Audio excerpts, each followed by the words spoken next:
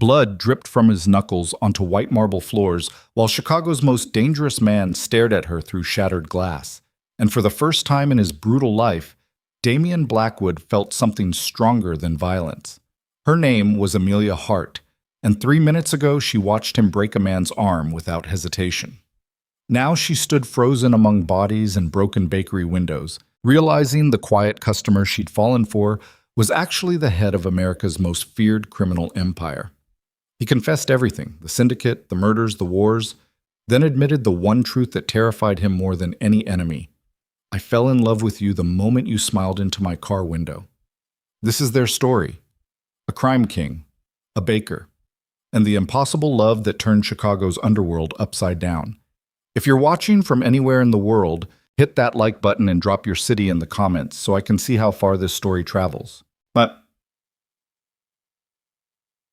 on a cold Tuesday morning in downtown Chicago, Emilia Hart was running late again. Her blonde hair hung damp against her neck from a shower she'd rushed through in 4 minutes flat. Her cream-colored blouse was half untucked on one side, the other side twisted near the buttons. Her lipstick, the nice one she only wore on days when she needed the confidence boost, rolled loose somewhere at the bottom of her leather purse, probably leaking onto old receipts and gum wrappers. She hated being late, hated the way it made her chest tight and her thoughts scattered, hated how it confirmed what her mother always said. Emilia, you're a beautiful disaster waiting to happen. The sidewalks were packed with morning commuters. Suits, briefcases, coffee cups.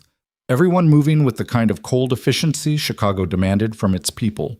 Emilia pushed through them with her head down, muttering apologies she didn't mean, her breath coming out in short white clouds against the freezing air.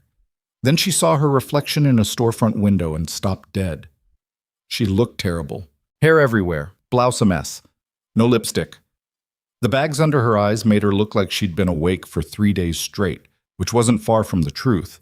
She'd spent last night helping her landlord's daughter with algebra homework because the kid was failing and Emilia couldn't say no to people who needed help.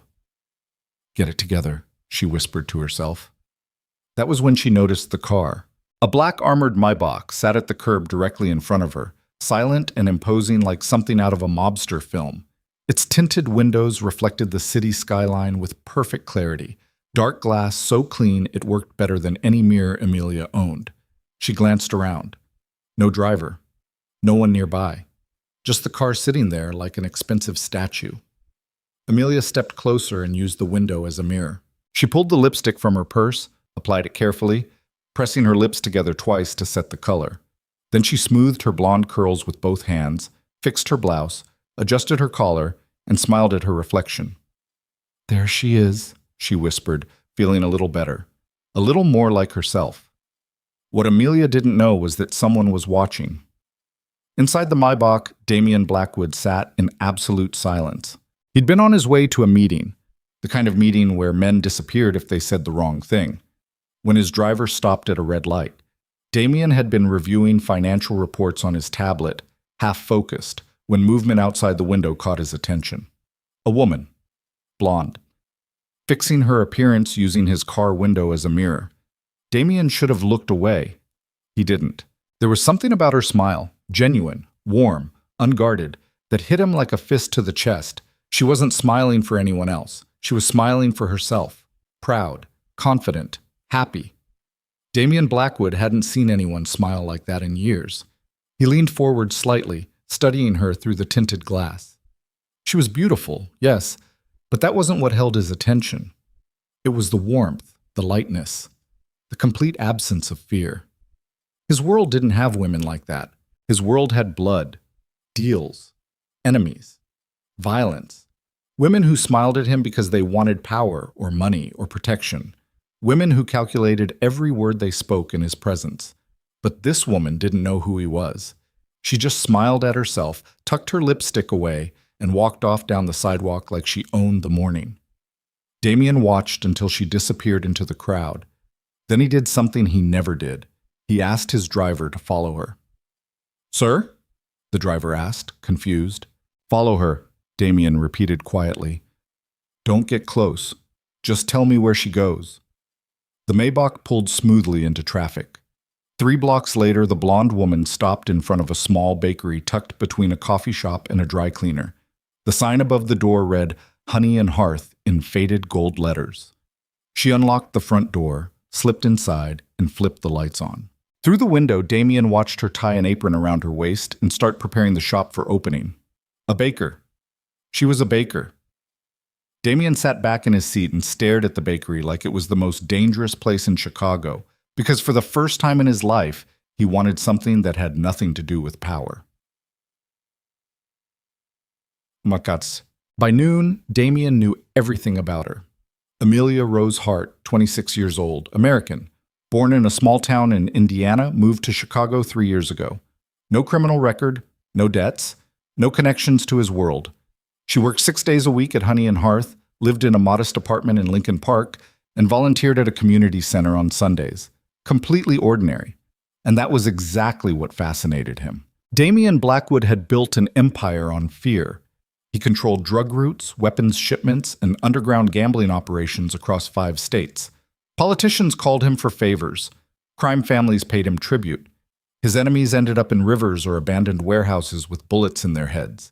He was 34 years old and owned half of Chicago's criminal underworld. But sitting in his penthouse office 70 floors above the city, staring at Emilia Hart's background report, Damien felt something he hadn't felt in years.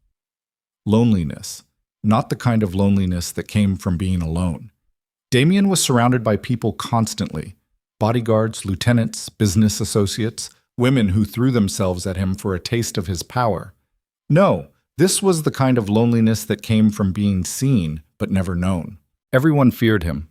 No one understood him, except maybe this blonde baker who smiled at her reflection like the world wasn't a terrible place. Damien closed the report and made a decision that would change everything. He was going to meet her. The next morning, Damien walked into Honey and Hearth, wearing a black wool coat, black leather gloves, and the kind of quiet intensity that made normal people step aside instinctively. The bakery was small and warm, smelling like butter, cinnamon, and fresh bread. A few customers sat at tables near the window, sipping coffee and reading newspapers.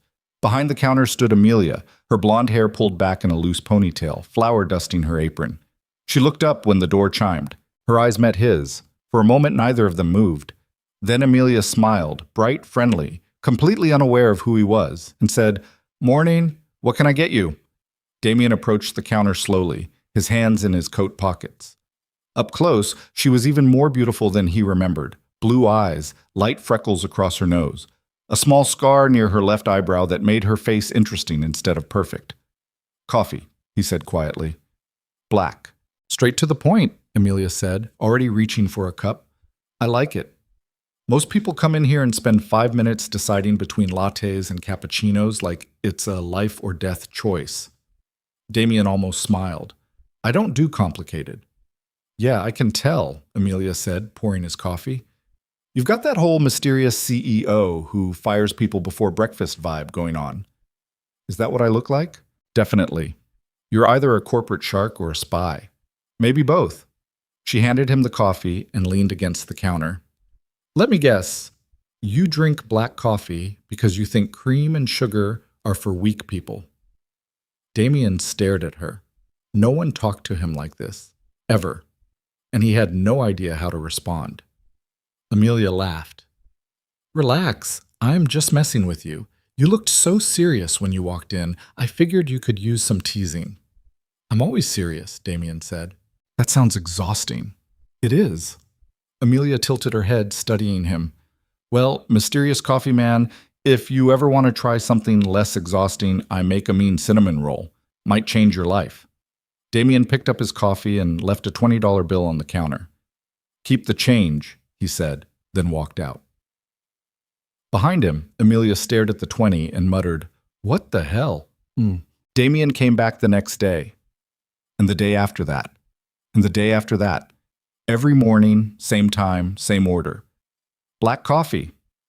No conversation beyond the transaction. He'd sit at the corner table near the window, drink slowly, and leave without saying goodbye. Emilia found it strange at first, then intriguing, then slightly annoying. On the 5th day, she confronted him. "Okay, I have to ask," Emilia said, setting his coffee down harder than necessary. Why do you keep coming here? Damien looked up from his phone. The coffee's good. Bull. There are 40 coffee shops within 3 blocks of here, and half of them are fancier than this place. So what's the real reason? Damien held her gaze for a long moment. Then he said, You. Emilia blinked. Me? You smiled at me the first day I walked in here. Most people don't. That's literally my job. No, Damien said quietly. Most people smile because it's their job. You smiled because you meant it. Emilia didn't know what to say to that. Something about the way he looked at her, tired, lonely, almost desperate, made her chest tighten. She pulled out the chair across from him and sat down without asking permission. Okay, mysterious coffee man. Let's start over. I'm Emilia. Damien. Nice to meet you, Damien. She stuck out her hand.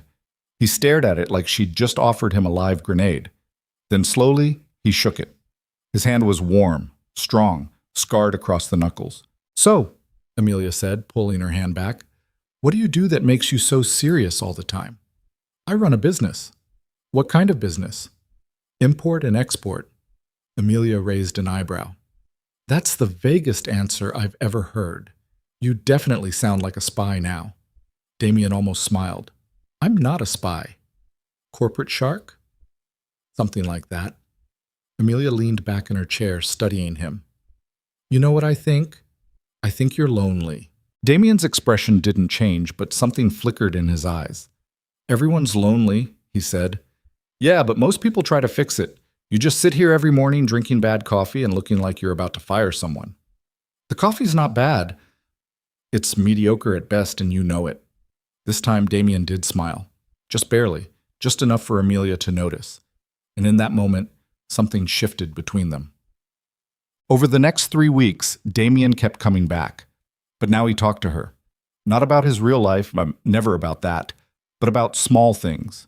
Books, weather, the annoying customer who always complained about the croissants. Emilia told him about her dream of opening her own bakery someday, something bigger and brighter than honey and hearth. Damien listened like every word mattered, and slowly, against every instinct he'd built over the years, he let himself care about her. He didn't mean to. He knew it was dangerous, knew it would complicate everything. But Emilia made him feel human again, and Damien had forgotten what that felt like. One morning, she made him try a cinnamon roll. You're going to eat this, she said, setting the plate down in front of him. And you're going to admit it's better than black coffee. Damien stared at the pastry. I don't eat sugar. Of course you don't. Because sugar is for weak people, right? Something like that. Just try it. One bite. If you hate it, I'll never bother you again. Damien picked up the cinnamon roll and took a small bite. It was perfect.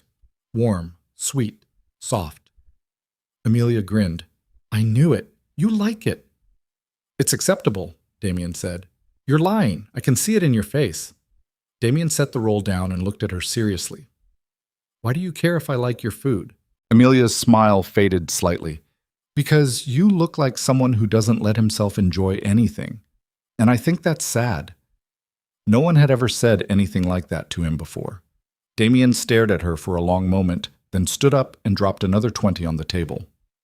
Thank you, he said quietly. Then he walked out before she could respond. But the next morning, he came back. And this time, he ordered a cinnamon roll with his coffee. By the end of the month, Emilia realized she was falling for him. It terrified her. Damien was everything she shouldn't want. Cold, distant, emotionally unavailable. He never talked about his family, his friends, or his life outside the bakery. He showed up, talked to her for 20 minutes, then disappeared like a ghost. But there was something underneath the coldness, something broken and lonely and desperate for connection. Emilia recognized it because she'd felt it too. One Friday night after closing, Emilia was locking up the bakery when Damien appeared beside her on the sidewalk. She jumped. Jesus, you scared me. Sorry. How long have you been standing there? A few minutes. Emilia stared at him. That's creepy, you know that? I know. So why are you here? Damien hesitated. For the first time since she'd met him, he looked uncertain. I wanted to ask you something, he said. Okay. Would you have dinner with me? Emilia's heart kicked hard against her ribs. Like a date? Yes. She should have said no. Every instinct told her this man was dangerous. But when she looked into his eyes, all she saw was loneliness. Okay, she said. Tomorrow night. Damien nodded once. I'll pick you up at 7. Then he walked away before she could change her mind. Emilia stood there on the empty sidewalk, wondering what the hell she'd just agreed to. Cheb. The next night, a black Maybach pulled up outside her apartment at exactly 7 o'clock. Emilia almost didn't get in. But then Damien stepped out of the car wearing a black suit that probably cost more than her rent, and something about the way he looked at her, nervous, hopeful, terrified, made her decision. She got in. They drove to a restaurant Emilia had only seen in magazines. Private, expensive, the kind of place where politicians and CEOs made deals that shaped the city. Damien had reserved the entire back room, just the two of them. This is too much, Emilia said as they sat down. I wanted privacy. Normal people go to normal restaurants. I'm not normal people, Emilia laughed despite herself. Yeah, I'm starting to figure that out. Dinner was strange, intimate. Damien asked her questions about her childhood, her dreams, her favorite memories. He listened like he was memorizing every word, and slowly, carefully, he started answering her questions too. He told her about growing up in Chicago, about losing his parents young, about building his business from nothing. He didn't tell her what the business actually was. Emilia didn't push. By the time dessert arrived, she realized she was enjoying herself more than she had in years. Can I ask you something personal? Emilia said. Yes. Why me? I'm just a baker. You could have anyone. Damien set down his fork and looked at her seriously. Because when you smiled at your reflection in my car window, you looked happy. Really happy. I haven't seen that in a long time. And he hesitated. I wanted to know what that felt like. Emilia's chest tightened. You don't smile much, do you? She said softly. No. Maybe you should try it sometime. Damien held her gaze. Maybe you could teach me. They left the restaurant an hour later, and Damien walked her back to the car with his hand resting lightly on her lower back. It was the first time he'd touched her beyond a handshake. Emilia's skin burned where his hand rested. In the car, the silence felt different, charged. When they pulled up outside her apartment, Emilia turned to him. Do you want to come up? Damien stared at her. Are you sure? No, but I'm asking anyway. He followed her upstairs. Her apartment was small, messy, nothing like the places Damien owned. But when Emilia turned on the lights and offered him tea, he felt more at home than he had in years. They sat on her couch, talking until midnight, and when Emilia finally leaned over and kissed him, Damien kissed her back like a man who'd been drowning and just found air. For the first time in his life, Damien Blackwood felt something stronger than violence. He felt hope, but hope was dangerous for men like him. 3 days later, everything changed. Emilia was closing the bakery alone. Her coworker had called in sick when the front door burst open. 4 men wearing black masks stormed inside. Emilia screamed. One of them grabbed her arm and slammed her against the counter. Where is he? Where's who? Emilia gasped, struggling. Damien Blackwood. Where the fuck is he? Emilia's blood went cold. I don't know anyone named... The man hit her across the face. Emilia tasted blood. Her vision blurred. She heard someone shouting, felt hands dragging her toward the door. Then the bakery windows exploded inward. Glass shattered everywhere. Gunfire erupted through the small space. Emilia hit the floor, covering her head, unable to process what was happening. Through the chaos, she heard voices, orders, the sound of bodies hitting the ground, then silence. Someone crouched beside her. Emilia! She looked up. Damien knelt there, covered in blood, breathing hard. His eyes were wild, terrified. Not for himself, for her. Are you hurt? He demanded, checking her face, her arms, her ribs. I don't... What's happening? Who were those men? They said your name.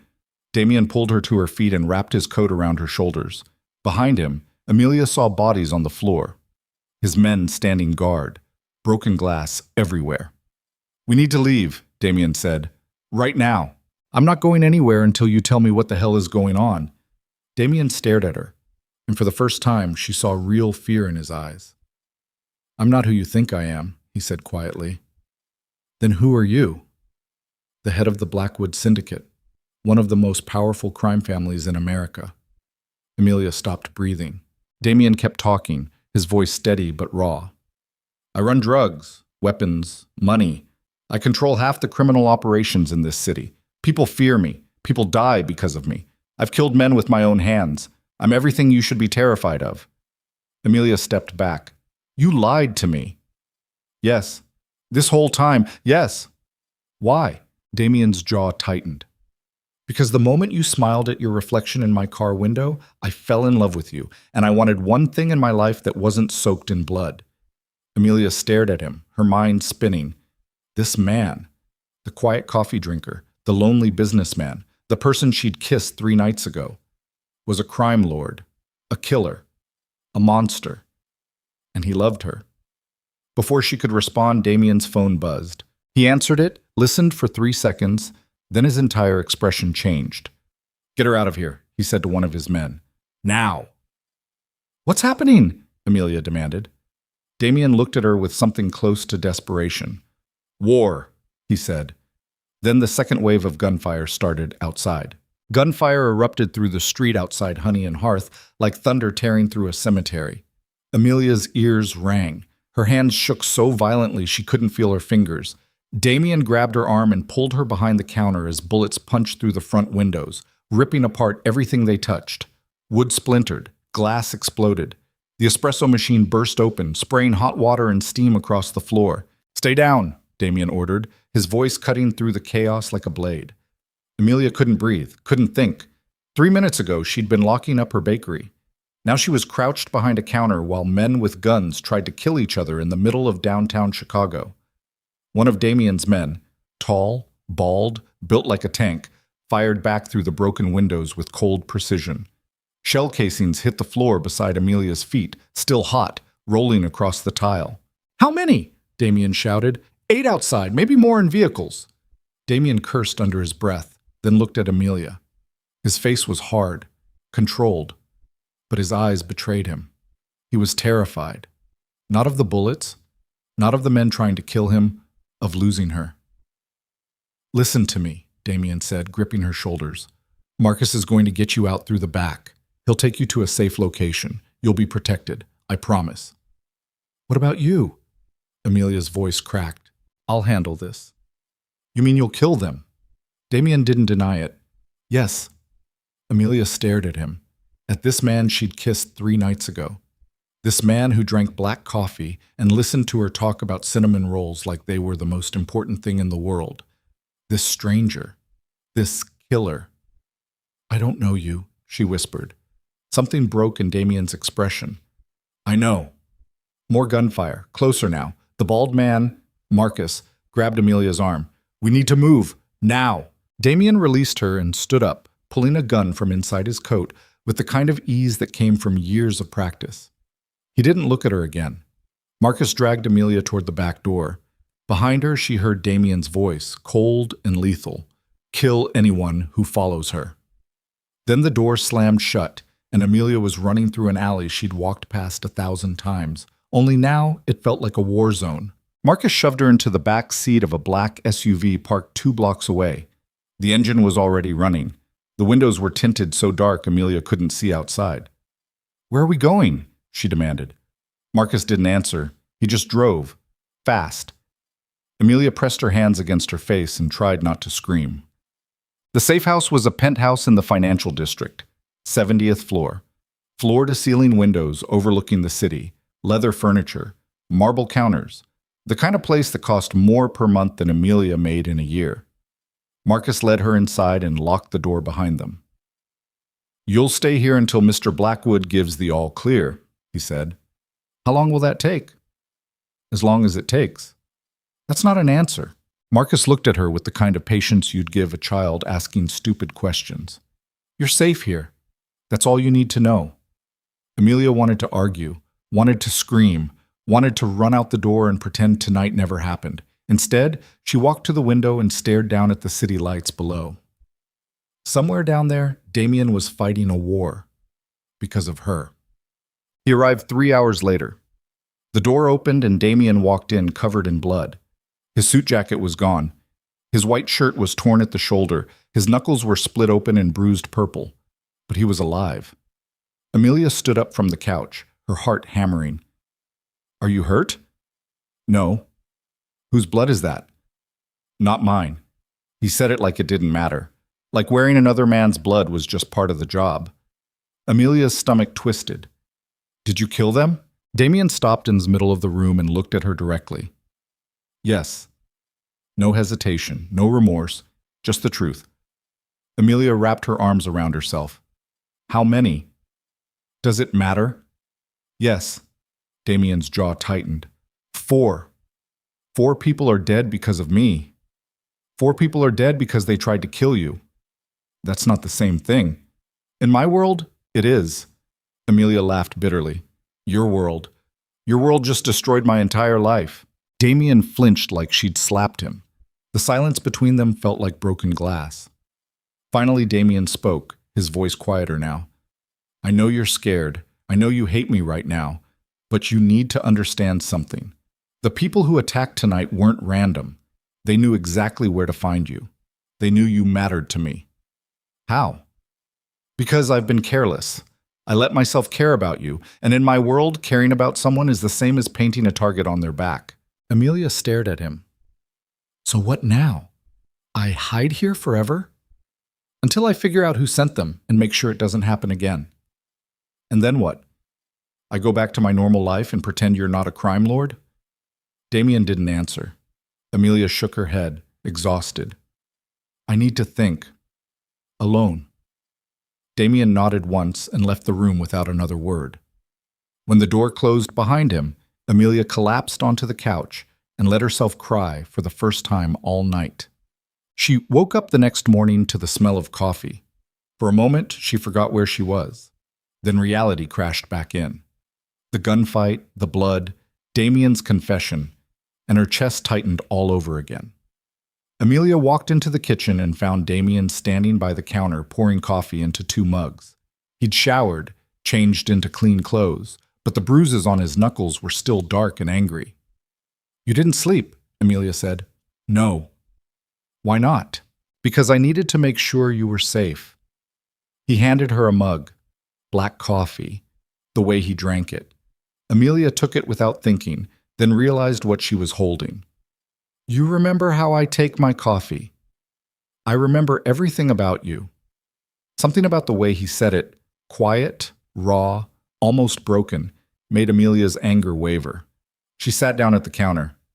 "Tell me the truth. All of it. No more lies." Damien leaned against the counter across from her and started talking. He told her about his parents dying in a car accident when he was 16, about growing up on Chicago's South Side, surrounded by violence and poverty, about being recruited into the Blackwood syndicate when he was 17 because he was smart and ruthless and had nothing to lose. He told her how he'd worked his way up through the organization, earning respect through strategy and brutality, how he'd taken control of the syndicate at 28 after the previous leader made the mistake of underestimating him. He told her about the businesses he ran, drugs, weapons, money laundering, illegal gambling, about the enemies he'd made, the wars he'd fought, the people he'd killed. "I'm not a good man," Damien said quietly. "I've done things that would make you sick. But I've never lied to you about who I am underneath the surface. The man who sat in your bakery every morning and listened to you talk about cinnamon rolls, that was real. You made me feel human again, and I fell in love with you for it." Emilia set down her coffee mug. Her hands were shaking. "You can't love me? You don't even know me. I know you volunteer at a community center every Sunday. I know you give free pastries to homeless people when you think no one's watching. I know you cried when your landlord's daughter got an A on her algebra test. I know you smile at strangers because you think kindness matters. You had someone follow me. Yes, that's insane. I know." Emilia laughed, but there was no humor in it. "This is insane, all of it. I should walk out that door right now and never look back." "You should," Damien agreed, "but you won't." "Why not?" "Because you feel it too." Emilia opened her mouth to argue, then stopped. Because he was right. She felt it. This impossible pull between them. This connection that made no sense but refused to go away. She hated him for lying, hated him for dragging her into his world, hated him for making her feel things she had no business feeling. But she didn't hate him enough to leave, and that terrified her more than anything. For the next 2 days, Emilia stayed in the penthouse. Damien came and went, handling business she didn't want to know about. Marcus stood guard outside the door like a statue, and Emilia paced the apartment like a caged animal, her mind spinning in circles. She thought about calling the police, about turning Damien in, about running as far away from Chicago as she could. But every time she came close to making that decision, she remembered the way he'd looked at her when the bullets started flying. Terrified. Not for himself. For her. No one had ever looked at her like that before. On the third morning, Damien walked into the kitchen and set a folder on the counter in front of her. "What's this?" Emilia asked. "Information on the men who attacked you." Emilia opened the folder slowly. Inside were photographs, names, criminal records. The 4 men Damien had killed were members of a rival syndicate called the Crow Organization, run by a man named Vincent Crow. "Vincent's been trying to take over my territory for years," Damien explained. "He failed every time. So now he's targeting you instead." "Why me?" "Because he knows I care about you. And in my world, caring about someone is a weakness." Emilia stared at the photographs. "So this isn't over." "No. How do we stop it?" "I stop it. You stay safe." "That's not fair. None of this is fair." Emilia slammed the folder shut. "I didn't ask for this. I didn't ask to be dragged into your war." "I know, and I'm sorry." Damien's voice was rough. "If I could go back and change things, I would. But I can't. So all I can do now is keep you alive." "What if I don't want to be kept alive? What if I want my life back?" "You can't have it back, not anymore." The truth of it hit Emilia like a punch to the chest. Her bakery was destroyed. Her apartment wasn't safe. Her entire life had been burned to the ground in one night. Because of him. "I hate you," she whispered. Damien nodded slowly. "I know." Then he walked out of the room, leaving Emilia alone with the photographs of dead men and the weight of everything she'd lost. That night, Emilia couldn't sleep. She stood by the window, staring down at the city, wondering how her life had spiraled so completely out of control in less than a week. Behind her, the door opened quietly. Damien stepped inside. He didn't say anything, just stood there in the darkness, watching her. "Why are you here?" Emilia asked without turning around. "I couldn't sleep either." "Guilty conscience?" "Something like that." Emilia finally turned to face him. "Do you regret meeting me?" Damien was quiet for a long moment. "No." "Even though it's destroyed everything?" "Even then." "Why?" "Because before I met you, I was already dead. I just hadn't stopped moving yet." Emilia's throat tightened.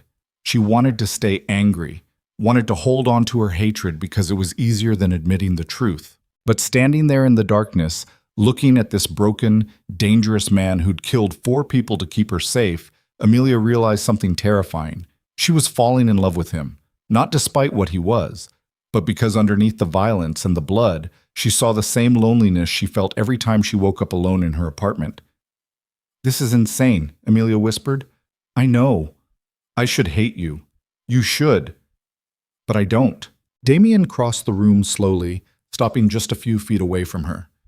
"Tell me to leave. Right now. Tell me to walk away and never come back." Emilia opened her mouth. No words came out. Damien stepped closer. "Emilia, tell me to leave." She couldn't. So instead, she kissed him. Hard, desperate, angry.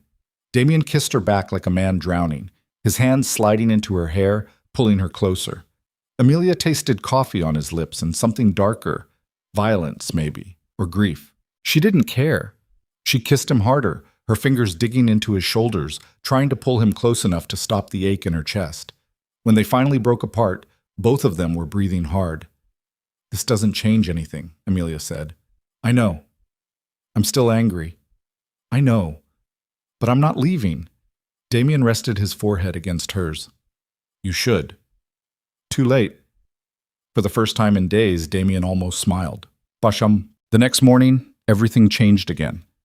Emilia woke up to shouting. She stumbled out of the bedroom and found Damien in the living room, his phone pressed to his ear, his face carved from stone. When? He demanded. A pause. How many? Another pause.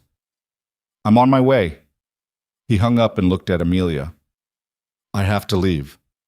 What happened? Vincent Crow just hit 3 of my warehouses simultaneously. He's trying to force me into a war. Then don't give him one. It's not that simple. Yes, it is. Walk away. Let him have the warehouses. Stop fighting. Damien stared at her like she'd just suggested he cut off his own arm. If I walk away, I lose everything. My territory, my reputation, my power.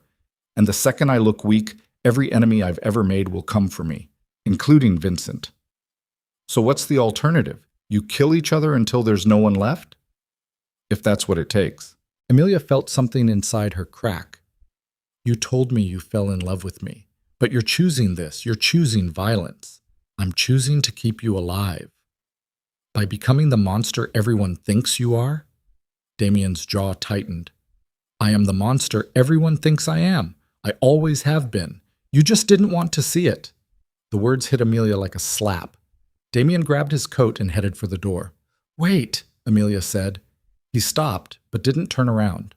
If you leave now, I won't be here when you get back. Damien's shoulders tensed. For a moment, Emilia thought he might turn around, might choose her over the war. Instead, he said, Marcus will keep you safe. Then he walked out. The door closed behind him with a finality that made Emilia's chest ache.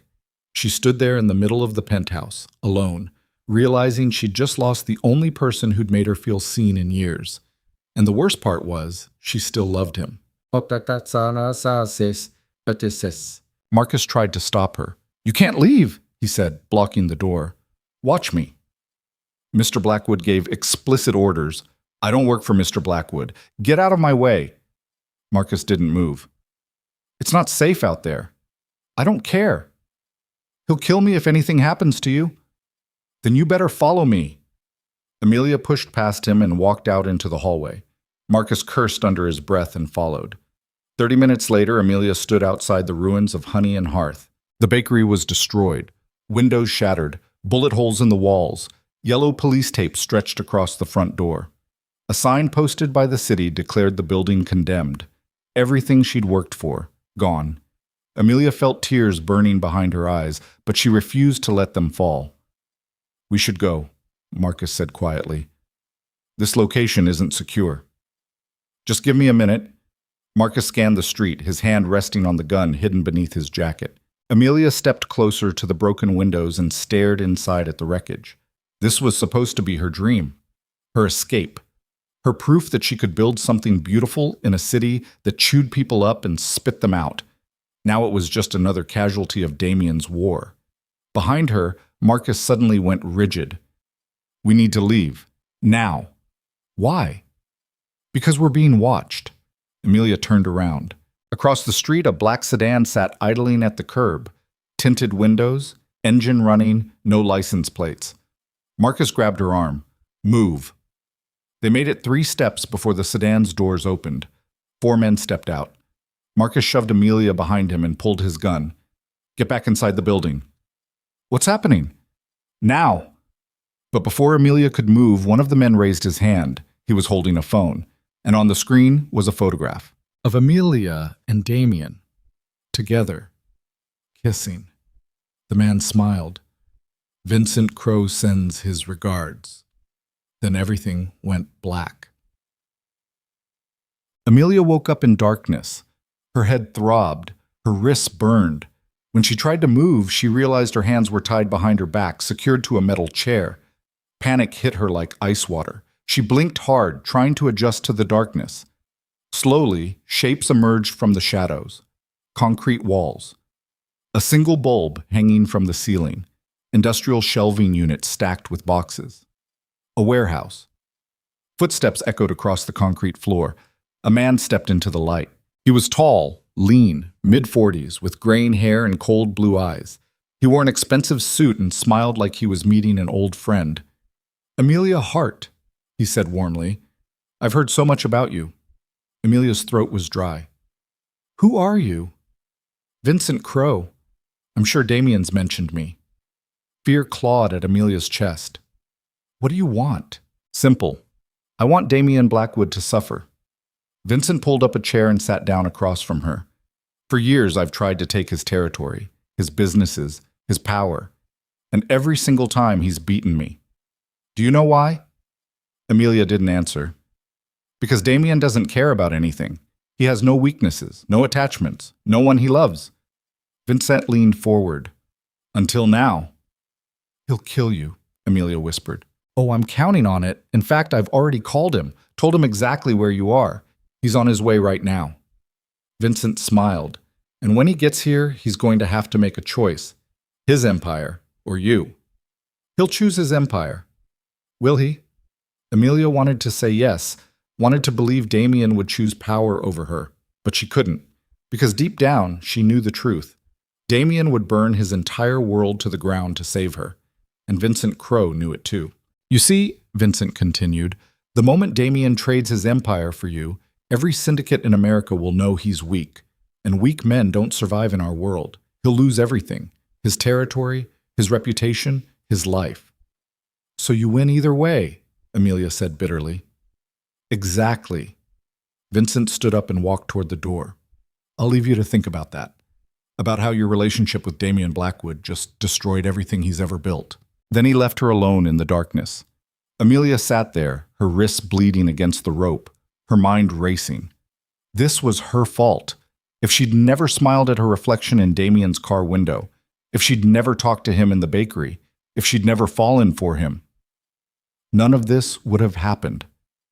In the distance, she heard the sound of cars pulling up outside, engines cutting off, doors slamming, then silence. Emilia's heart pounded so hard she thought it might break through her ribs. Somewhere outside, Damien Blackwood was about to make a choice that would define the rest of his life, and Emilia had no idea which option terrified her more. The warehouse door exploded inward with a sound like the earth splitting open. Emilia flinched hard against the ropes binding her wrists, her breath coming in short gasps. Through the darkness, she heard boots on concrete, orders being shouted, the metallic click of weapons being raised. Then silence. Damien stepped through the doorway. He was alone. No army, no backup. Just him, wearing all black, his hands empty and raised in surrender. Emilia's chest tightened so hard she thought her ribs might crack. "I'm here," Damien called out, his voice echoing through the warehouse. "Let her go." Vincent Crowe emerged from the shadows behind Emilia's chair, clapping slowly. "Damien Blackwood, right on time, and unarmed, just like I asked. I'm impressed." "Where is she?" Vincent gestured toward Emilia. Damien's eyes found her immediately. Even across the distance, even in the dim light, Emilia saw the fear in his expression. Raw, desperate, the kind of fear that made dangerous men do stupid things. "Let her go," Damien repeated. "Of course. Right after you sign a few documents." Vincent pulled a folder from inside his jacket and tossed it at Damien's feet. "Territory agreements, transfer of assets, financial accounts, everything I've been trying to take from you for years. Sign it all over to me and she walks out of here alive." Damien stared down at the folder. "You'll have won." "Yes. Every syndicate in the country will know I gave up my empire for a woman." "Yes. I'll be dead within a week." Vincent smiled. "Probably less." Emilia felt tears burning behind her eyes. "Don't do it." Damien looked at her. "Be quiet. He's going to kill you anyway. Don't give him what he wants." "I said be quiet." But Emilia couldn't stop. "You told me you built this empire from nothing. You told me it's everything you have. Don't throw it away for me." Damien walked closer, his boots echoing across the concrete, until he stood directly in front of her chair. He crouched down so they were eye level. "Do you know what I realized?" he said quietly. "The empire doesn't mean anything if you're not in it." "That's the stupidest thing I've ever heard." "I know. You're going to die." "I know that too." Emilia shook her head, tears streaming down her face now. I'm not worth it. Damien reached out and wiped the tears from her cheek with his thumb, his touch so gentle it broke something inside her. You're worth everything, he whispered. Then he stood up, picked up the folder, and signed every document inside without reading a single word. Vincent laughed. I didn't think you'd actually do it. Damien Blackwood, the most ruthless crime lord in Chicago, giving up everything for a baker. I gave you what you wanted. Now let her go. Vincent walked over and took the folder from Damien's hands, flipping through the signed documents with satisfaction. This is better than I imagined. By tomorrow morning, every syndicate boss in America will know you traded your empire for pussy. You'll be a joke, a cautionary tale. I don't care. Let her go. Vincent nodded to one of his men. Cut her loose. The man stepped forward with a knife and sliced through the ropes binding Emilia's wrists. She gasped as blood rushed back into her hands, pins and needles shooting up her arms. Damien pulled her to her feet and wrapped his arms around her. Are you hurt? No. Can you walk? Yes. Then run, right now. Don't look back. Emilia stared up at him. What about you? I'll be right behind you. He was lying. She could see it in his eyes. Damien, run. Before Emilia could argue, gunfire erupted through the warehouse. But not from Vincent's men. From outside. The windows along the warehouse's upper level exploded inward as masked figures rappelled down on ropes, firing with brutal precision. Vincent's men scattered, returning fire, shouting orders that were drowned out by the chaos. Damien grabbed Emilia and pulled her behind a stack of metal crates. Stay down. What's happening? I don't know. More gunfire. Bodies hitting the ground. Someone screaming. Through the smoke and chaos, a woman stepped into the warehouse. She was tall, elegant, wearing a black designer dress and heels that clicked against the concrete like a countdown. Her dark hair was pulled back in a severe bun.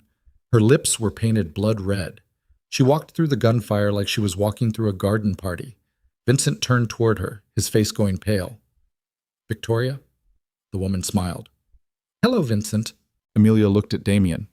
Who is she? Damien's expression had gone completely cold. My fiancée. Emilia's world tilted sideways. Your what? It's not what you think. You have a fiancé? It's complicated. That's not an answer. Before Damien could respond, Victoria stopped directly in front of Vincent Crowe. Two of her men flanked her, their weapons trained on Vincent's skull. You tried to play both sides, Victoria said calmly. You promised me you'd destroy Damien. Instead, you gave him an opportunity to look noble. That was stupid, Vincent. Vincent raised his hand slowly. We can work something out. No, we can't. Victoria pulled a gun from her purse and shot Vincent Crowe in the chest. He dropped to his knees, blood spreading across his expensive suit, his eyes wide with shock. Victoria shot him again, this time in the head. His body collapsed onto the concrete with a wet thud.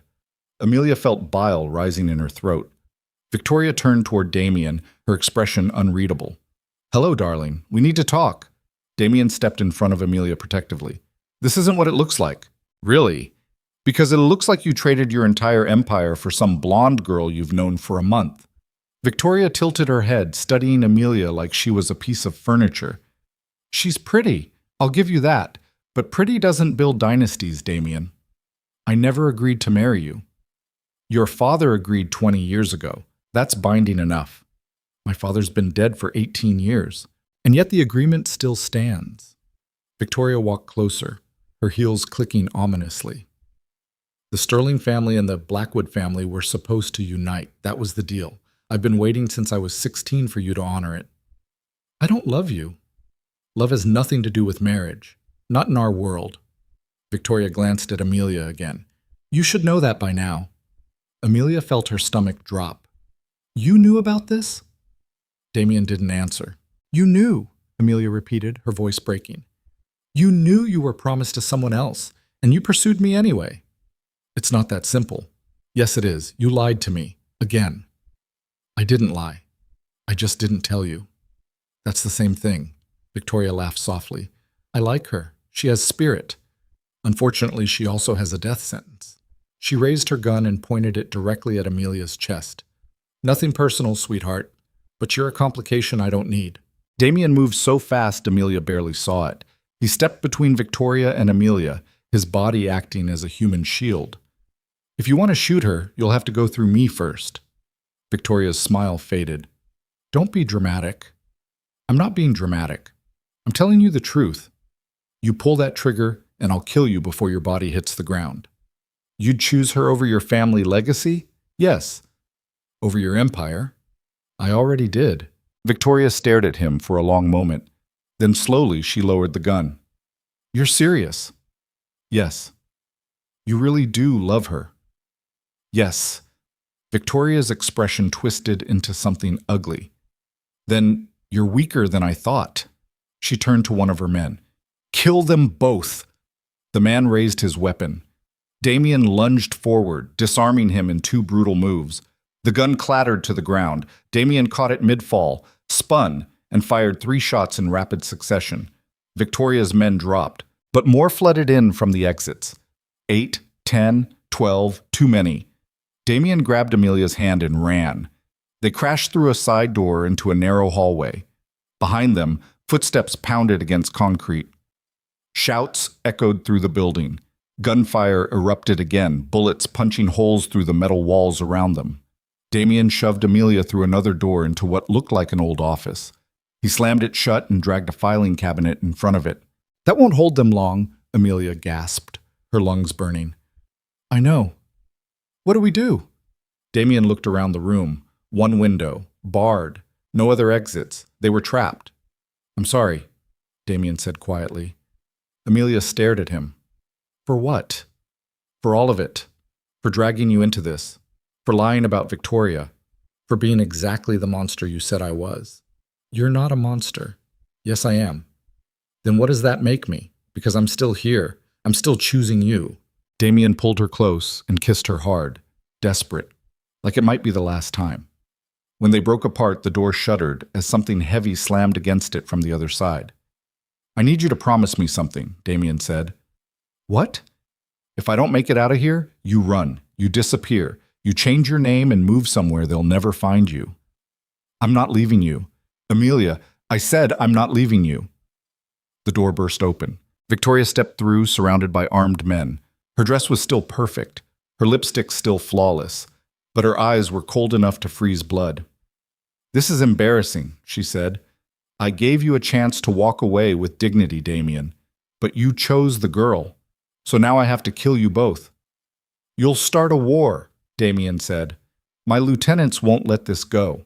Your lieutenants work for me now. I bought them out 3 weeks ago. They've been feeding me information about your movements, your weaknesses, your little obsession with this baker. How do you think Vincent knew exactly where to find her? Emilia felt the ground drop out from under her. You set this whole thing up. Of course I did. Vincent was an idiot, but he was a useful idiot. I needed someone Damien would view as the real threat while I worked behind the scenes. Victoria smiled. And it worked perfectly. You signed over your entire empire to Vincent, which means it now belongs to me. I killed Vincent, which makes me look like your savior. And now I'll kill you and take everything you built. Damien's jaw tightened. You planned this for months. Years, actually. I've been very patient. Why? Because I loved you once, really loved you, and you never even looked at me. But the moment some random baker smiled at you through a car window, you fell apart. Victoria's voice turned sharp. So yes, I'm going to take everything from you, your empire, your life, and her. She raised her gun again. This time Damien had nowhere to move. No weapon, no escape. Emilia stepped forward without thinking, putting herself between the gun and Damien. If you're going to shoot someone, shoot me first. Emilia, don't. Damien tried to pull her back. She wouldn't move. I mean it. You want to hurt him? Then make him watch me die first. Victoria stared at her for a long moment. Then she laughed.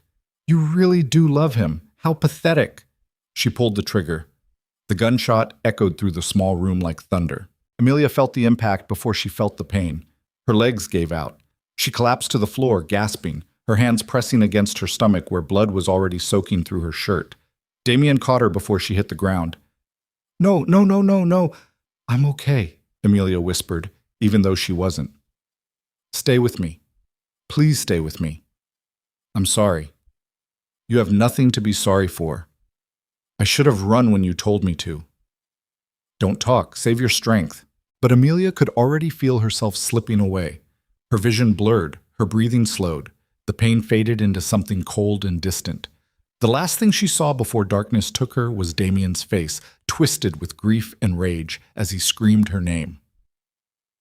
Ian. Emilia woke up in a hospital bed. Fluorescent lights burned her eyes. Machines beeped steadily beside her.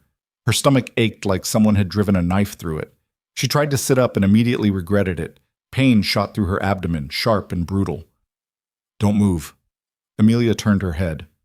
Marcus sat in a chair beside her bed, looking exhausted. His suit was wrinkled. His eyes were bloodshot. What happened? Emilia's voice came out hoarse. You were shot. The bullet went through your stomach but missed all major organs. Doctors said you were lucky. Marcus didn't sound like he believed in luck anymore. You've been unconscious for 2 days. Where's Damien? Marcus didn't answer. Emilia's heart started pounding. Where is he, Marcus? Gone. What do you mean, gone? After Victoria shot you, something inside him broke. He killed everyone in that warehouse. Victoria, her men, all of them. Then he disappeared. Where? I don't know. No one does. He left instructions for me to keep you safe, then he vanished. Emilia felt tears streaming down her face. He's going to get himself killed. Probably. We have to find him. Miss Hart, with all due respect, Mr. Blackwood doesn't want to be found. And even if we could find him, there's nothing we could do. He's on a warpath. The only thing that matters to him now is revenge. Revenge against who? Victoria's dead. Marcus looked at her seriously. Everyone. He's burning down the entire criminal underworld because it took you away from him. Every syndicate, every family, every person who ever crossed him. He started a war that's going to kill thousands of people. Emilia stared at the ceiling, her chest tight with guilt and grief. This was her fault. If she'd never smiled at her reflection in that car window, if she'd never let herself fall for him, if she'd walked away when she had the chance, none of this would have happened. Damien Blackwood was destroying himself and everyone around him because of her. And the worst part was she had no idea how to stop him. Emilia discharged herself from the hospital against medical advice on the 3rd day. The doctors tried to stop her. Marcus tried to stop her. The nurses threatened to call security, but Emilia ripped the IV from her arm, pulled on the clothes Marcus had brought, and walked out of that hospital room with stitches still fresh in her abdomen and pain screaming through every step. She didn't care. Damien was out there somewhere, burning Chicago to the ground, and she was the only person who could stop him. Marcus caught up with her in the parking garage. You can barely walk. I'll manage. Miss Hart, you were shot 3 days ago. You need rest. What I need is to find Damien before he gets himself killed. He doesn't want to be found. Emilia turned on him, her face hard. I don't care what he wants. Take me to him. Marcus stared at her for a long moment, then sighed. I don't know where he is. Then find someone who does. 20 minutes later, they were driving through Chicago's South Side in an unmarked SUV. Marcus made 3 phone calls, each one shorter and more tense than the last. Finally, on the 4th call, he got an address. One of his lieutenants thinks he knows where Damien's been staying, Marcus said, hanging up. But he warned me it's bad, really bad. How bad? Damien's not himself anymore. He's not eating, not sleeping, just killing anyone connected to the families that supported Victoria. He's completely lost control. Emilia's chest tightened. Then we need to get there fast. They pulled up outside an abandoned factory on the outskirts of the city 15 minutes later. The building looked like it had been gutted by fire years ago. Windows broken, walls blackened, graffiti covering every available surface. Marcus parked and turned to Emilia. Last chance to turn back. Not happening. They walked inside together. The interior was worse than the exterior. Concrete floors stained with God knows what, rusted machinery scattered throughout, the smell of decay and smoke thick in the air. And blood. Fresh blood. Emilia followed Marcus through a maze of hallways until they reached what used to be the factory's main floor. Now it was something else entirely. A war room. Maps covered the walls, marked with red circles and crossed out names. Weapons were stacked on tables. Guns, knives, explosives. Documents were scattered everywhere. Financial records and surveillance photos and lists of targets. And in the center of it all, standing with his back to them, was Damien. He looked like he'd been through hell. His clothes were filthy. His hair was a mess.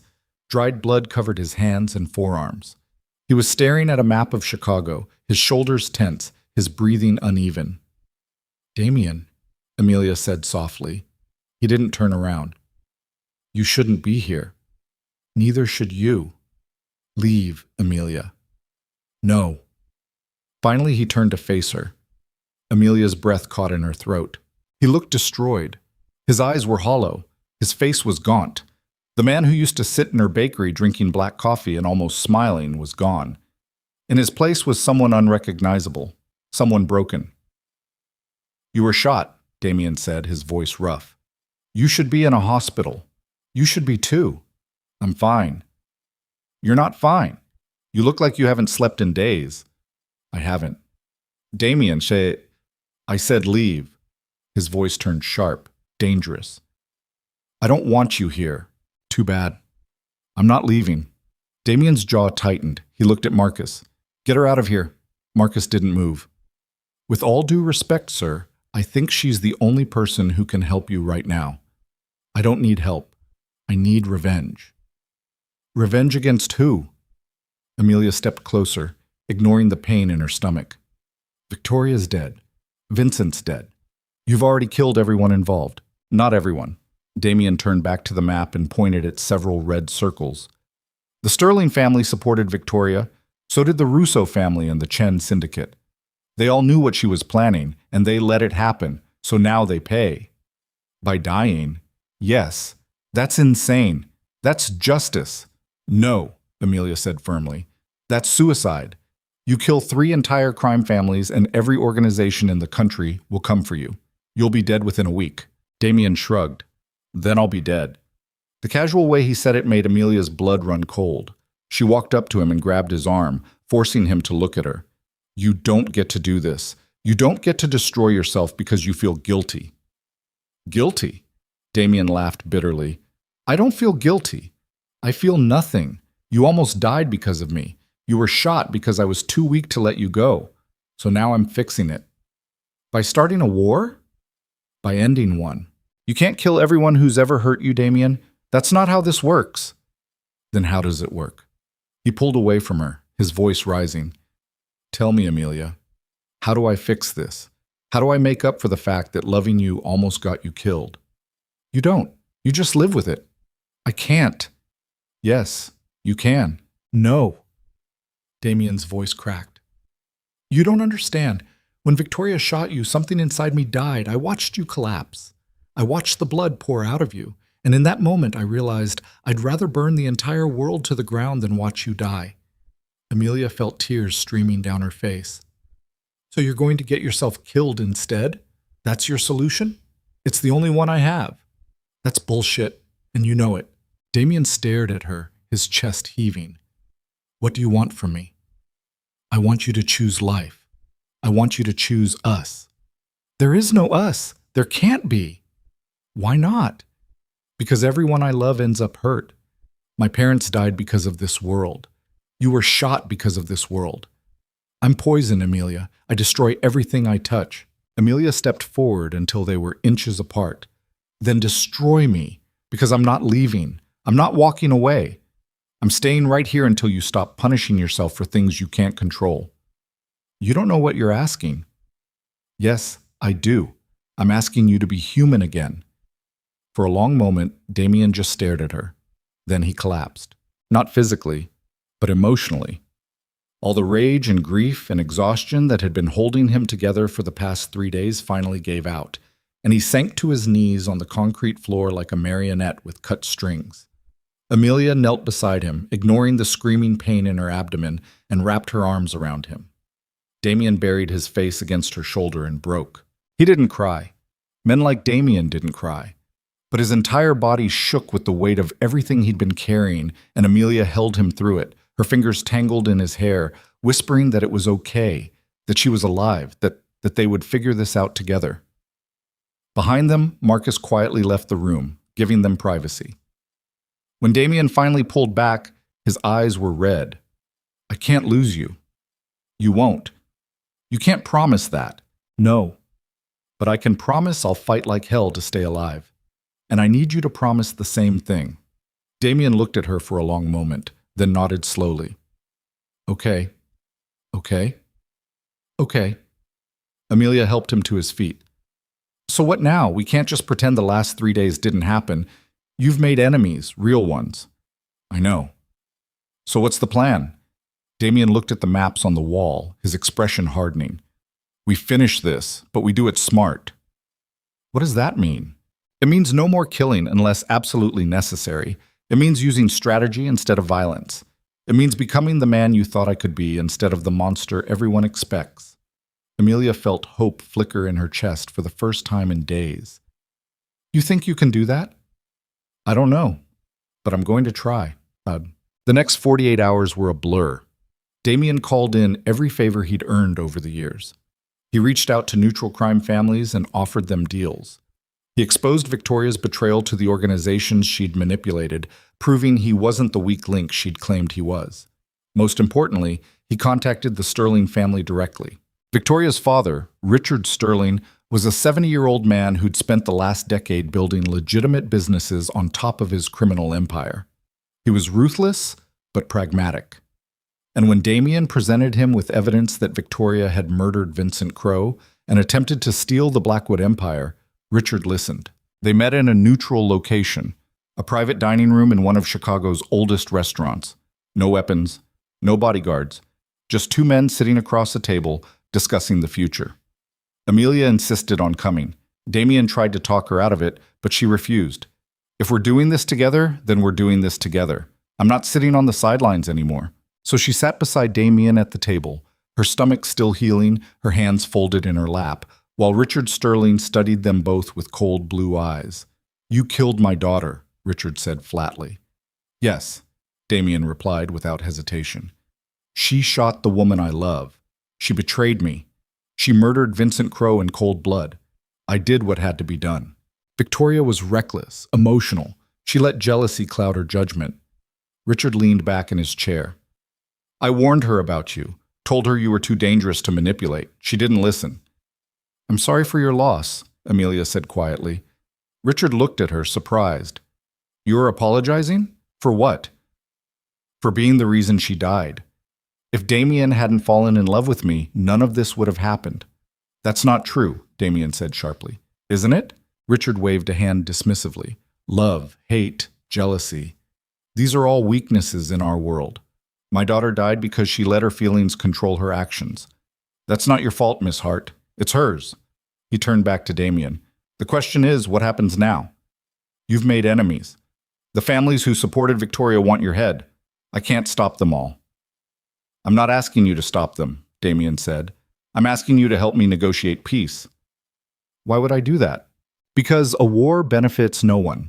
It'll cost millions of dollars, dozens of lives, years of instability. Or we can end this now, with terms that benefit everyone." Richard studied him carefully. "What kind of terms?" "I'll give up territory, financial holdings, whatever it takes to make peace. But in return, they leave me and Emilia alone.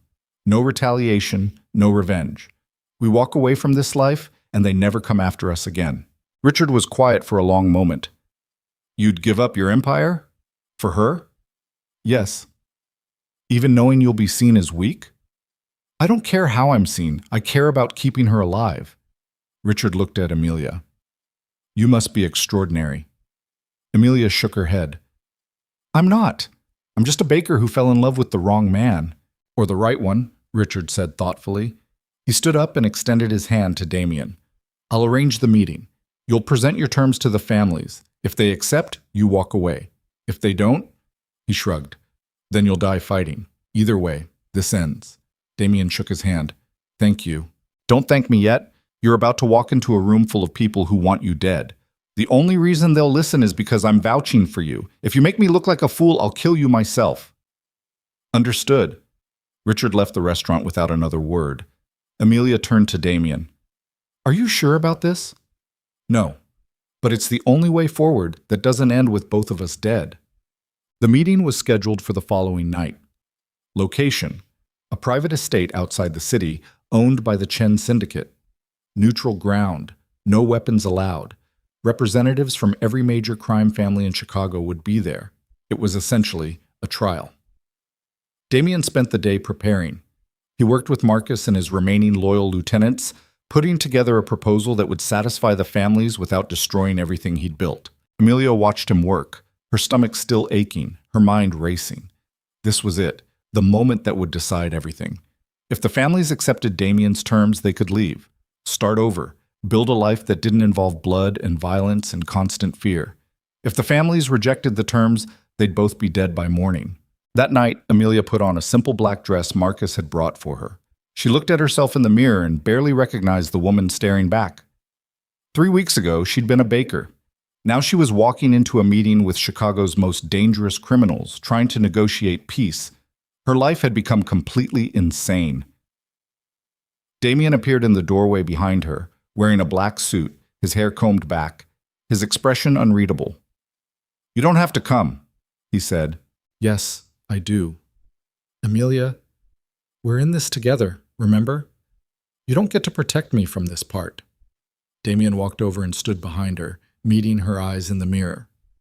"I'm going to ask you something, and I need you to answer honestly. Okay. If we survive tonight, if the families accept my terms and we walk away from all of this, would you still want me?" Emilia turned to face him. "What kind of question is that?" "An honest one. You fell in love with the man who sat in your bakery every morning.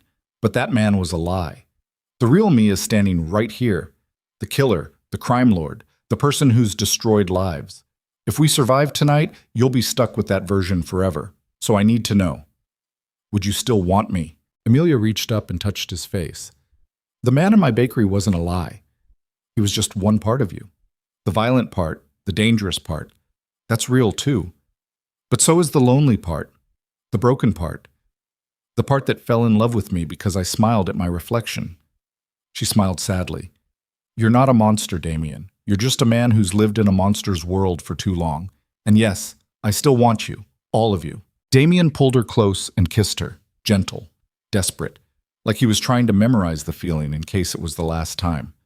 When they pulled apart, he whispered, "If anything goes wrong tonight, nothing's going wrong. If it does, I need you to run. Don't look back. Don't try to save me. Just run." "I'm not making that promise." "Emilia, I said no. We survive together or we don't survive at all." Damien stared at her, his jaw tight. Then he nodded. "Together." Together. Marcus drove them to the estate in silence. The building was massive, a sprawling mansion surrounded by acres of manicured gardens. Security was everywhere, armed guards at every entrance, cameras covering every angle. Damien and Emilia were searched thoroughly at the door. No weapons, no phones, no way to call for help if things went wrong. Then they were led inside. The meeting room was a large hall with a long table in the center. Around that table sat 12 people, the heads of Chicago's most powerful crime families, men and women who controlled billions of dollars in illegal operations, people who'd killed hundreds, maybe thousands, to maintain their power.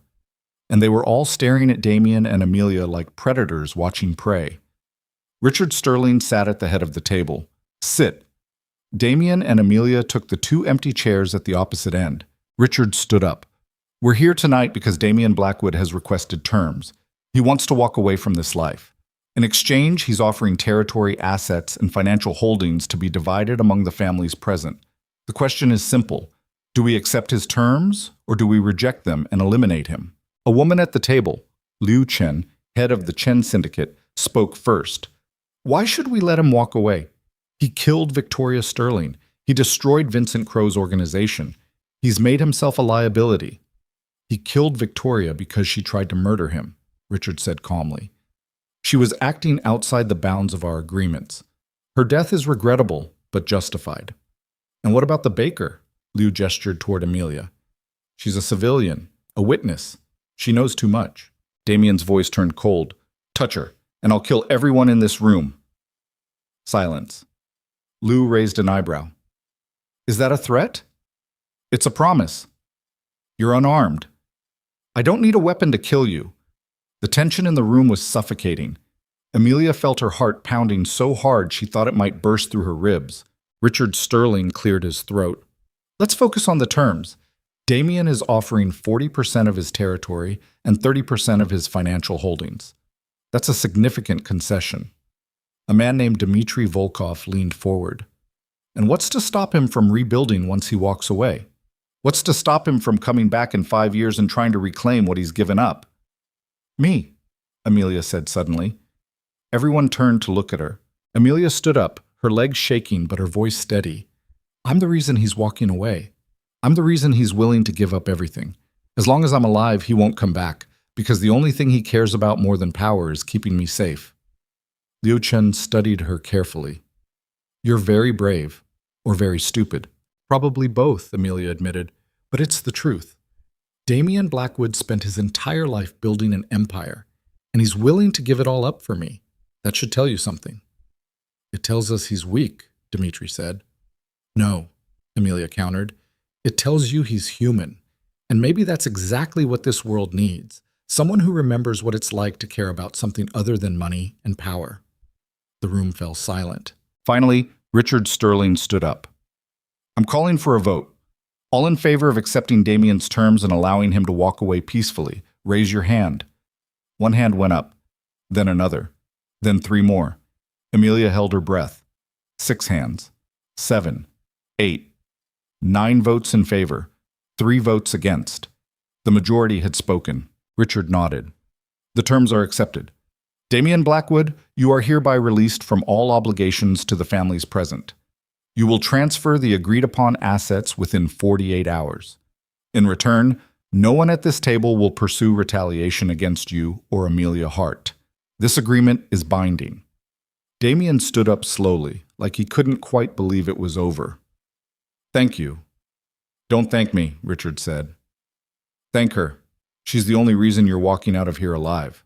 Damien looked at Emilia, and for the first time in days, she saw something other than grief in his eyes. Hope. They left the estate together, hand in hand, walking through the gardens toward the car where Marcus waited. Behind them, the massive mansion glowed against the night sky, a monument to power, violence, and everything they were leaving behind. Emilia's stomach still ached. Her hands still shook.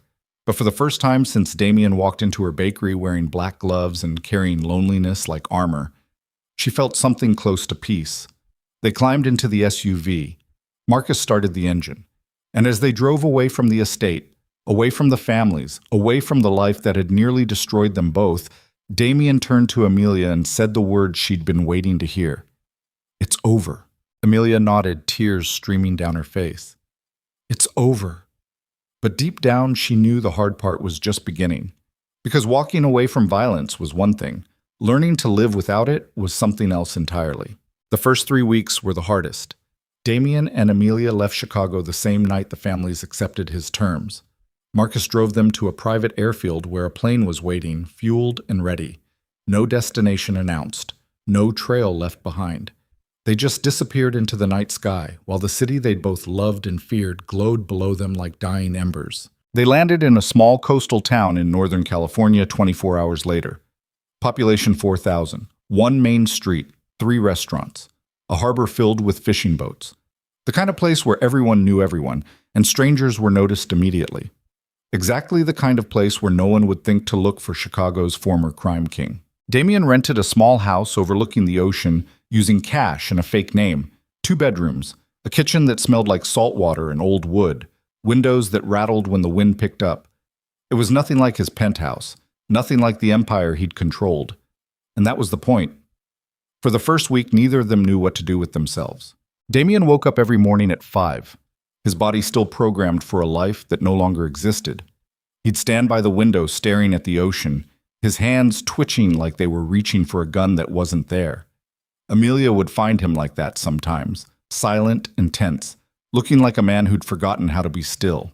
She understood.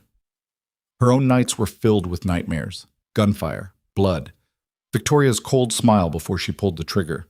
Emilia would wake up gasping, her hand pressed against the scar on her stomach, convinced she was dying all over again. They were both broken, both learning how to exist in a world that didn't run on violence and fear. It was exhausting. One morning during the 2nd week, Emilia found Damien sitting on the porch at dawn, staring at his phone.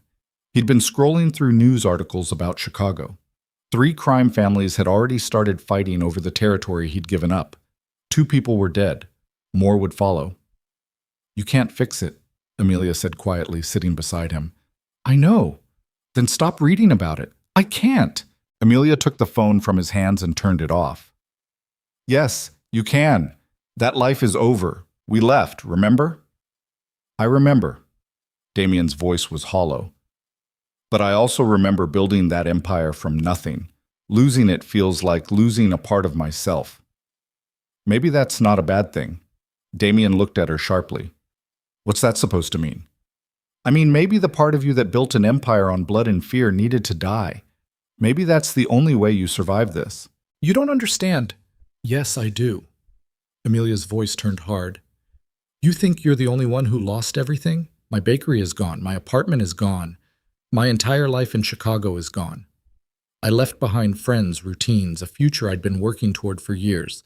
So don't tell me I don't understand loss." Damien stared at her. "I'm sorry. I don't want an apology. I want you to stop mourning something that was killing you. It wasn't all bad." "Yes, it was. You were lonely, exhausted, surrounded by people who feared you instead of knowing you. You told me yourself, before you met me, you were already dead inside." Emilia reached out and took his hand. "So let that version of yourself stay dead, and figure out who you want to be now." Damien squeezed her hand but didn't respond, because he had no idea who he wanted to be. He'd spent 18 years becoming the most dangerous man in Chicago. He'd built his identity around power, control, and violence. Without those things, he was just a 34-year-old man with blood on his hands and no purpose left. That terrified him more than any enemy ever had. By the 3rd week, they started falling into a routine. Mornings, Damien would run along the beach, miles and miles, pushing his body until his lungs burned and his legs screamed, trying to outrun the restlessness that clawed at him constantly. Emilia would stay behind and experiment in the small kitchen, teaching herself to bake again, bread mostly. Simple things that reminded her of who she used to be. Afternoons, they'd walk through town together. Damien hated it at first. The slowness, the small talk, the way people smiled at strangers like the world was safe. But Emilia insisted. So they'd walk hand in hand past the hardware store, the library, the coffee shop that sold mediocre pastries and called it artisan. Slowly, people started recognizing them. The quiet couple who'd moved into the old Brennan house. The man who never smiled and the woman with the scar on her stomach who always did. One afternoon, the owner of the local bakery, a 70-year-old woman named Margaret, stopped Emilia on the street. "I hear you used to bake," Margaret said. Emilia blinked, surprised.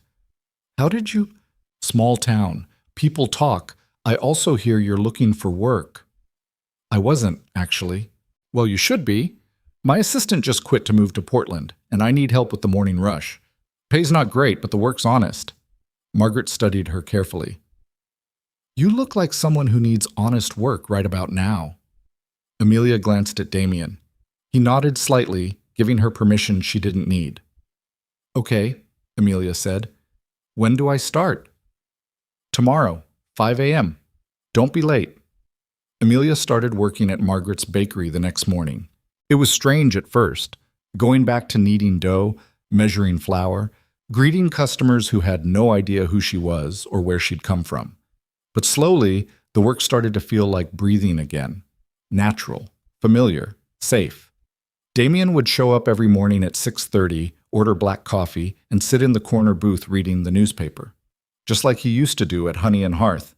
Except now, when Emilia smiled at him across the bakery, he smiled back. Small smiles, barely there, but real.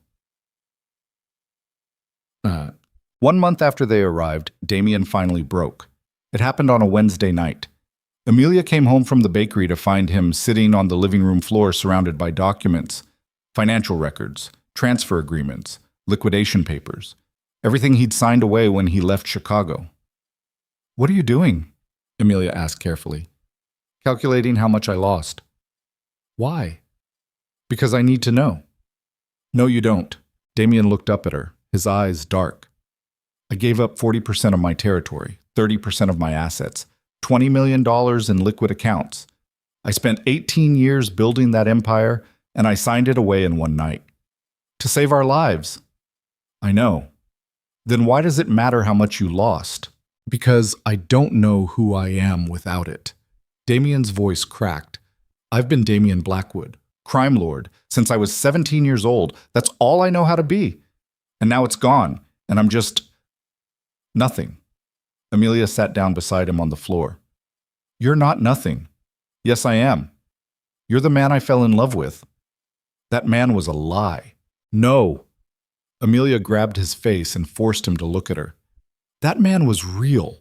The version of you who sat in my bakery every morning, who listened to me talk about cinnamon rolls, who looked at me like I was the only good thing left in the world. That was you. Not the empire, not the violence. You. Damien's jaw tightened. I don't know how to be just me. Then learn. What if I can't? Then we figure it out together. Damien stared at her for a long moment. Then finally, he nodded. They spent the rest of the night burning the documents in the fireplace, watching 18 years of his life turn to ash. It felt like a funeral, a goodbye, a necessary death. When the last paper curled into blackness, Damien pulled Emilia close and whispered, Thank you. For what? For not giving up on me. Emilia kissed him. Never. Not 3 months in, they started healing. Damien found work on the fishing docks, hauling nets and repairing boats. The other workers didn't ask questions. They just accepted him as another pair of hands willing to do hard labor for modest pay. The work was brutal. Long hours, physical exhaustion, hands raw from salt water and rough rope. But Damien needed it, needed to feel his body working towards something simple and honest. Emilia continued at Margaret's bakery. She learned the rhythms of the small town, who liked their coffee with cream, who complained about the weather, who had kids in the local school. Slowly, she started feeling like herself again. Not the terrified woman who'd been shot in a warehouse, but the person who believed kindness mattered, even in a world that had tried to kill her for it. At night, they'd sit on the porch overlooking the ocean and talk. Not about Chicago, not about the past, but about the future. I want to open another bakery someday, Emilia said one evening. Something small, just for this town. No big ambitions, no franchises, just good food and good people. You'd be amazing at that, Damien said. Would you help me? He looked at her surprised. You want me involved? Of course. We're partners, aren't we? I don't know anything about running a bakery. You know about business, strategy, numbers. That's more than most people have. Emilia leaned against him. Besides, I think you'd be good at it. The quiet part. The building something instead of destroying it part. Damien was quiet for a long moment. Then he said, Okay. Okay? Okay. Let's build something. Emilia smiled. Together? Together. 6 months after leaving Chicago, they were different people. Damien had put on weight, the healthy kind that came from eating regular meals instead of surviving on black coffee and violence. His hands were calloused from dock work, his skin tanned from hours in the sun. He still woke up early, still had nightmares sometimes, but the haunted look in his eyes had faded. Emilia's scar had healed into a thin white line across her stomach. She'd stopped flinching at loud noises, stopped checking over her shoulder constantly. She laughed more now. Real laughs that came from somewhere deep and genuine. They bought the old bakery space on Main Street, a tiny building that used to be a hardware store. It needed work. The floors were warped. The walls needed paint. The equipment was decades old, but it was theirs. They spent 2 months renovating it together. Damien handled the construction, ripping out old drywall, installing new counters, fixing the ancient oven that Margaret swore was older than the town itself. Emilia designed the layout, chose the colors, tested recipes until she found the perfect cinnamon roll. The day they opened, the line stretched down the block. Margaret was the first customer. She ordered a coffee and a cinnamon roll, took one bite, and smiled.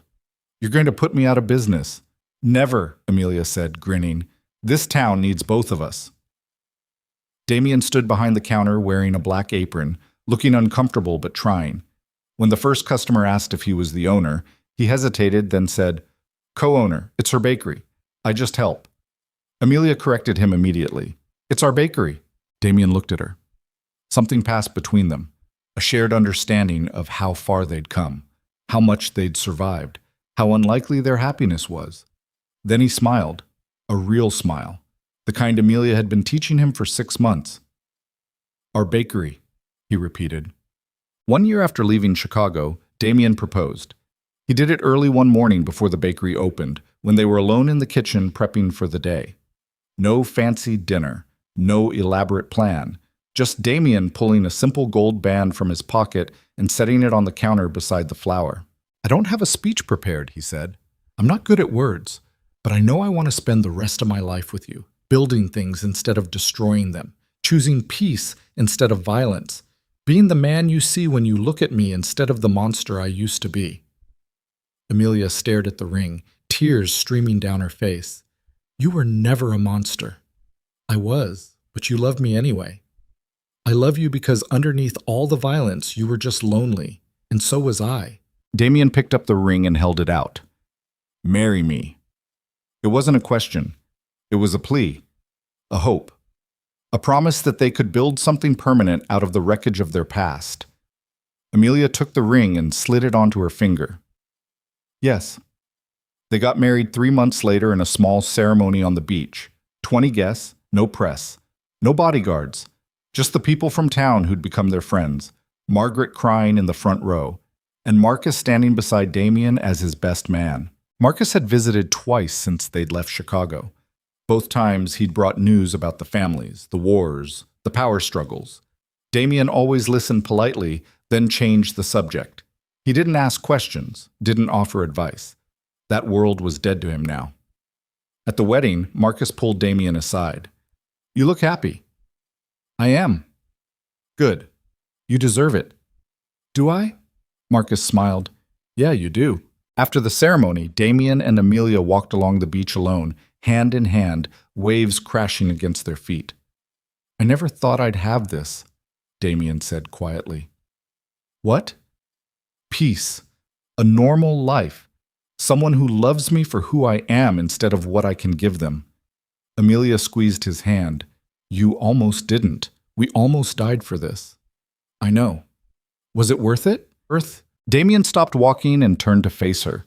The sunset painted the sky in shades of orange and pink behind them. The ocean stretched endlessly toward the horizon.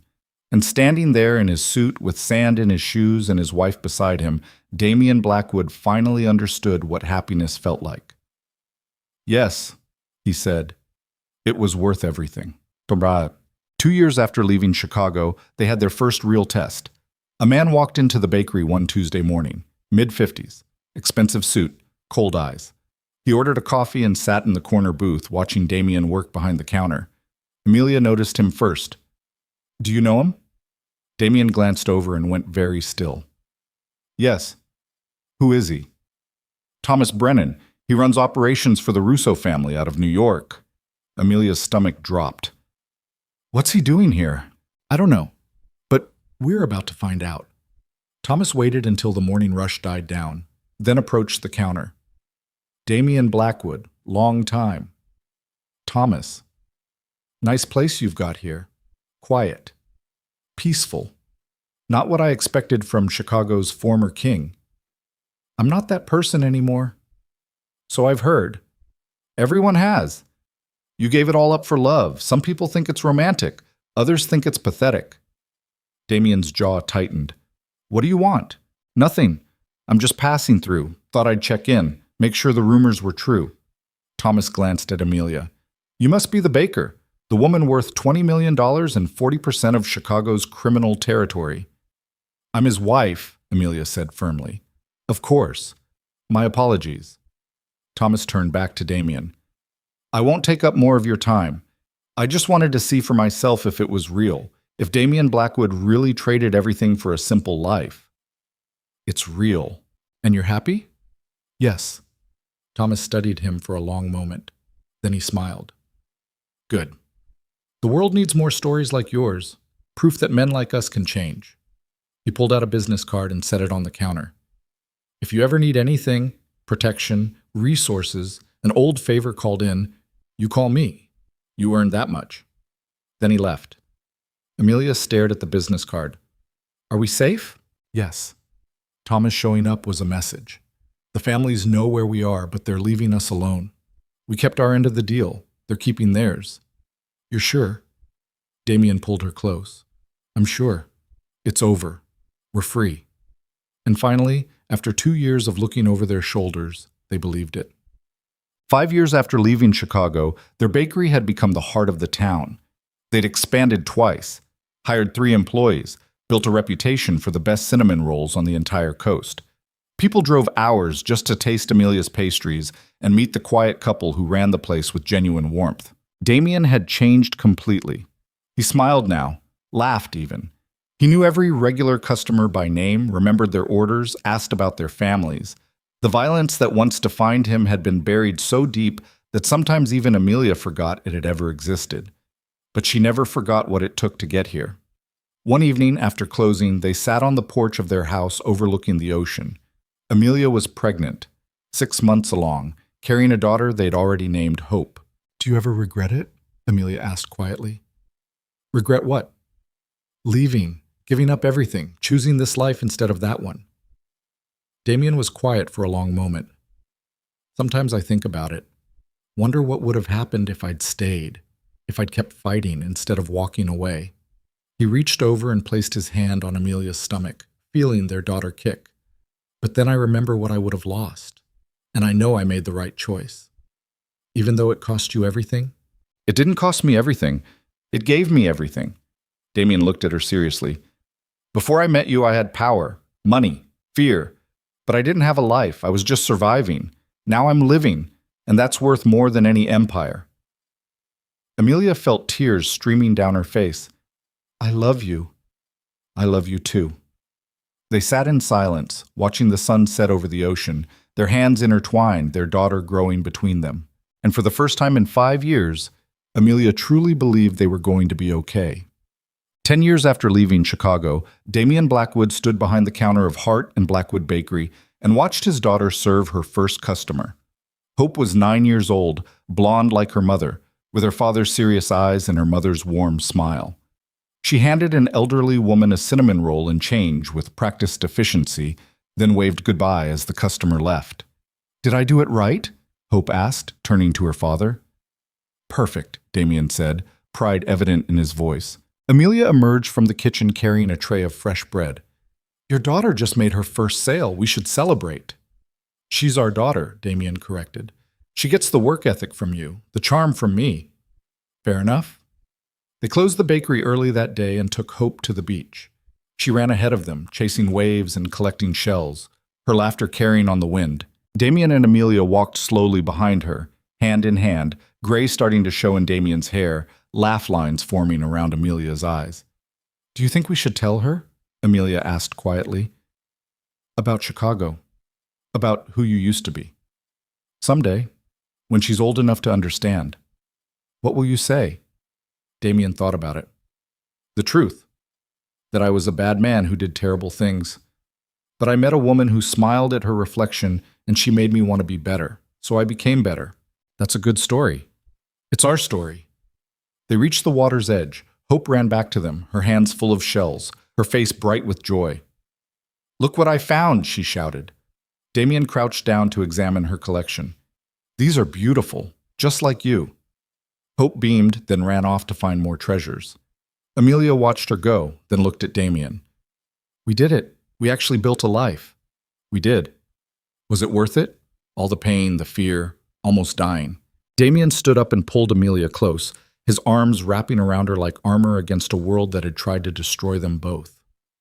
"Yes," he said firmly.